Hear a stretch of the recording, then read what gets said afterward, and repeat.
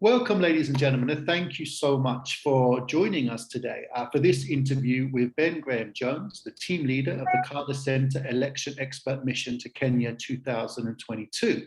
I think this is a really exciting and interesting opportunity to have a conversation with election observers about the process of observing an election and to be able to go into a slightly more informal and kind of conversational discussion of some of the findings and some of the important implications of those findings for the future. But before we do that, Ben, I think it's important that people at home have a good understanding of what the Carter Center was trying to achieve in this particular election. You had a distinctive kind of observation mission. So tell people a little bit about that before we start talking about the findings. Thanks a lot, Nick, and thanks for having us on. So the Carter Center Election Expert Mission to Kenya focused on the issue of technology. So we were focused very specifically on looking at technology, and we looked at it from four angles. We looked at, firstly, the communications around technology. How was it explained, voter education surrounding technology in the process? Secondly, we looked at the systems itself in place. So there were a number of technologies that were deployed in Kenya, including the technology for results verification, the technology for submitting petitions. So we looked at those systems and how they functioned. Thirdly, we looked at the legal framework around election technologies. And finally, through a collaboration with Privacy International, which is an organization based in London, we conducted an analysis of issues around data protection. Great, and presumably that was in recognition of the fact that digital technology has become so central to elections, not only in Kenya, but across Africa. Do you see this kind of approach being something that the Carter Center might adopt for future elections in cases where, as you say, technology is used in multiple parts of the process? Well, I think it's definitely the case that technology is increasingly becoming an issue that the international observer community is asked to scrutinize and to comment on. So it's certainly that trend is one reason why we've seen fit to deploy a mission focused specifically on technology here to Kenya. And the Carter Center is actually working on a more long-term project as well, which is called Safeguarding Election Technologies. And that's a project which is going to seek to provide tools such as checklists and explainer videos, which can help civil society organizations right across the globe, but also journalists, fact checkers, political party representatives, and others to be able to effectively scrutinize election technology. So it's that was certainly one of the major projects that the Carter Center is moving forward with at the moment. Great. I think that's really important. It's certainly something that I've seen in my work with civil society organizations, that it's not always that easy to actually understand exactly how to monitor technology, precisely because it can be a bit of a black box. It's sometimes managed in different ways to manual processes. And so civil society groups can't simply deploy the strategies they've been using in manual elections to digital elections. Well, we've been talking a little bit about the nature of the mission, which is important so people understand what you are and are not saying in what we're about to talk about, which is your findings. So I'm sure people at home are really interested to know, what would you consider to be the top findings of this? Because, of course, the technology did play, again, a central role in this election. The question of whether or not the systems were hacked, the question of whether or not the IEBC got in, all of the right forms into the right portals on the right time was central to the Supreme Court petitions. So what does your findings tell us about that? Well, you're definitely right, Nick, that technology played a really important role in the election. It played an important role actually at every stage of the process, whether you were looking at the procurement, whether you were looking at voter registration, voter verification, and then of course when you were looking at election day processes, and of course, as you refer to, the complaints and appeals process as well. And overall, we found that the technology enabled a step forward when it came to transparency and verifiability of the overall system. But it didn't come without challenges. And we think that certainly one of the main challenges was around the communication of that technology. And that's important, I think, for the reasons that you've outlined, which is that unless technology is communicated clearly and strategically, sometimes it can be easy to levy accusations which it might not have a basis in evidence, against that technology. So one of the main points that we're making as the Carter Center Election Expert Mission is to say that it's really important after the election to move forward with preparations for 2027. We think it's time to really readjust focus away from 2022 and towards 2027, and for the IEBC and others to think about what needs to be done, what are the lessons learned from 2022, and what steps can be put in place to make sure that election technologies can be effectively communicated and safeguarded moving through to 2027. Great. Now, I know you'll be hesitant to be too sort of specific and too prescriptive about what the IEBC should do moving forwards, because of course that's a decision for Kenyans, but you'll also have thoughts about how that communication might work and what wasn't communicated now. So, could we go into a little bit more depth on that, in terms of, what was perhaps not communicated as well as it could be this time around? What were the consequences of that? What are the kinds of things that you might have seen in other countries that potentially could be a useful model should the IEBC decide to move in that direction? Sure. So I think the first thing to say is that, like any election observation or election expert mission, you operate at the invitation of the national authorities, and it's of course for Kenyans and Kenyan institutions to take forward whatever measures as they see fit over the years to come. I think in terms of those, preparations around communications, I think one thing that was really clear was that there was a need for consistency and there was a need for outreach when it came to those communications, especially voter education around election technology. So, for example, there was a lot of uncertainty about the status of satellite modems used as backups in order to transmit these sort of scanned copies of what's called the 34A forms, which were the polling station level results forms.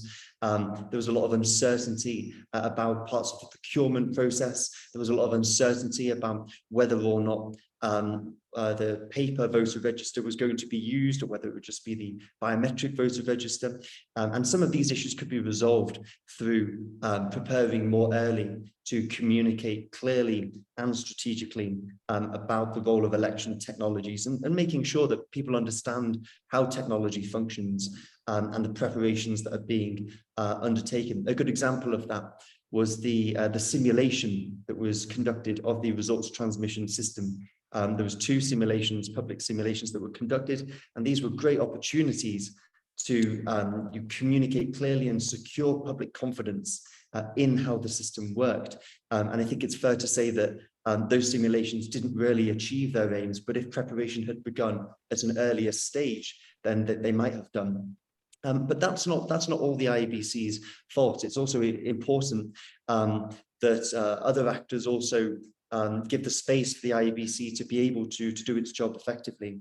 So, for example, it's really one of the challenges the IEBC faced was actually for much of the election cycle, they didn't have a full commission because the executive hadn't initiated the process of nominating replacement members of the commission. Likewise, Parliament was slow in allocating funding as well to the IEBC. So this is about, when we talk about preparation, it's not just about the IEBC, but it's also about the whole raft of institutions and actors coming together to ask the question of what needs to be done in 2022, 2023, 2024 to prepare for 2027. Now, one of the things that's sometimes sort of questioned about, observation groups is, how much are recommendations taken up, and what do observation groups do, beyond listing those recommendations at the end of the report to try and facilitate that take up, and of course, maybe not just that, but also offer support on how that could be done. So it'd be lovely to hear a little bit from you about, what do you think in this particular case, the Carter Center might do in terms of follow-up? Is it just, you now go and you don't reappear until the next election, or other follow-up opportunities for conversations? And what do you think, more broadly as we move forwards, is kind of best practice in how to actually, take election recommendations and start to, mobilize and communicate those and provide opportunities for those to be followed up? That's a great question, Nick. And actually, I think it's a real priority right across what's called the Declaration of Principles community. So the group of election observation organizations which sign up to those key standards for election observation. A major priority for all of us is election follow-up. And for that reason, one of the things that we'll be doing in our final report, which will be produced in about 2 months after the election, so not too long, is actually checking up on the recommendations that we posed back in 2017, insofar as those recommendations are pertinent to election technology. So following up and actually making sure that if recommendations rooted in international standards and domestic legislation, which is the basis for analysis, if those recommendations haven't been implemented, you're working out why that is the case, and then following up on those is a really important aspect of our work. But I also want to emphasize that the Carter Centre really takes a long-term approach to the work that we do. I mentioned earlier that we're here as an election expert mission, but we've actually been conducting interviews for a long time on the Kenyan election process through our remote assessment and then our pre-election assessment team, and now through our election expert mission.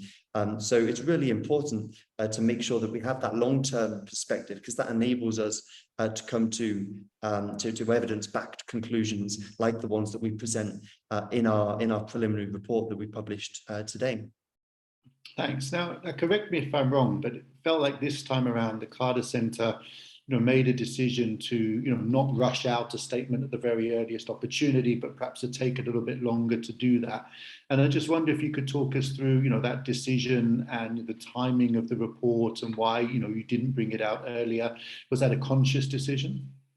Yeah, that was always our intention, Nick. I mean, for us, with our focus on election technology, a huge part of that was in terms of the results transmission process, which of course comes after the voting moment, but then also looking at the social media landscape around results transmission, and then looking as well at election technologies in the complaints and appeals process. So, for example, one of the technologies we were looking at was the e-filing system, which was a new innovation for Kenya. We found that was a big step forward. It enables petitions to be filed online about elections, and we found that was a really positive step. But clearly, assessing the way that works is something that you really do after the electoral moment. So for us, given our specific focus for this election, I think it made a lot of sense for us to continue that analysis after election day, and that's why we're coming out now with our preliminary report. Great. And now I'm going to ask you a final question, to pull us away a little bit from the report, which I guess is one of the things that people reading them often wish they could do. So I'm going to take that opportunity with you here, which is, to reflect a little bit more broadly on what this tells us about technology. I wrote a piece a little while back, talking about digital dilemmas and the fact that technology hadn't often delivered as much as we would have wanted. 2013 in Kenya, the kits work in half the polling stations. 2017, they work in most of them, but we don't get all the forms in. All of a sudden, 2022, I'm begrudgingly forced to say that actually the digital technology may have proved to be a critical component in a credible process. Does that suggest, therefore, maybe a couple of things? I mean, one, that it is possible to use digital technology to safeguard elections, but that perhaps it takes a number of iterations to get it right, and that we shouldn't expect the technology to work first time, so that perhaps our recommendation to countries who are currently not using technology would be, this might be a good direction to go in, but make sure that your manual process are really strong in the first couple of elections, because the technology might not work as you intended. Or do you see, more broadly, a kind of different message from this in terms of, the digitization? Because, of course, one thing that people at home, I think, are increasingly going to be aware of is how expensive it is. And that elections like the Kenyan election are some of the most expensive in the world because of the cost of the technology and the purchasing of the equipment, and of course the international support that is often required around that. So I think, just to end, it would be really interesting to get your thoughts. Of course, you work across many different countries on where we are now with digital technology as a strategy for safeguarding elections. Yeah, I think that's right, Nick. I mean, I think any use of technology needs to be we can't see technology necessarily as always, it's not always the solution. One of the things that we look at as the Carter Centre is the degree to which any technology that's rolled out permits independent verification of the system, for example. And if you use technology, it's really important that people can scrutinize and actually investigate and look to see how that technology works. Otherwise, you actually wrote an article, I think, this week where you spoke about some of the misinformation that was circulated in Kenya. Well, some of that related to election technologies. And so if people can't independently verify how the system works or independently scrutinize how the system works, then that can help generate and fuel misinformation. Likewise, technology is when it's rolled out, it needs to be clearly communicated. That can help reduce some of those risks around misinformation. So as the Carter Centre, we're agnostic about technology. We're not saying that it's always a good thing or it's always a bad thing. But what we are saying is that when it is rolled out, it's really important that observers, that journalists, that civil society organizations, that citizens are able to ask questions of the degree to which that technology aligns with international standards, aligns with domestic legislation. And it's really important that that there is a long-term strategic approach to how it's used and how it's communicated. And that's one reason why I think I mentioned we're rolling out a project called Safeguarding Election Technologies, which tries to make it easier for civil society groups, for journalists, political party representatives and others to scrutinize election technologies and ask those questions. Thanks so much, Ben. Well, this has been, I think, a great conversation. I think it's a really nice innovation to actually be able to have, kind of chat like this around the time that reports and recommendations come out. So we really appreciate it. I'm sure people at home do. From our side, I should just say that one of the projects we've been involved in is the Election Observation Research Network, which brings observers, practitioners, civil society figures, academics together to try and answer some of the questions facing observation today. And of course, it's challenging to be an election observer in a rapidly changing world in which technology and the strategies to manipulate elections shift over time. And our research and the reports we've written are available at www.elector.net. That's ELECTOR. So www.elector.network. You can find all of our work there. Ben will be putting the PDFs of your report underneath this video on the website so people can get those directly, but perhaps you want to share a web link where people can find out more information about the kinds of projects you just been talking about. Thanks a lot, Nick. Certainly, if you go to the Carter Centre website, you'll be able to find our preliminary report, and do be sure to check out our final report as well, which will follow, and it will include a series of recommendations to the authorities and potentially civil society organizations, social networks and others, based on the findings of the Carter Centre Election Expert Mission. So thanks a lot, Nick. Thanks everyone at home for watching, and see you soon. Take care.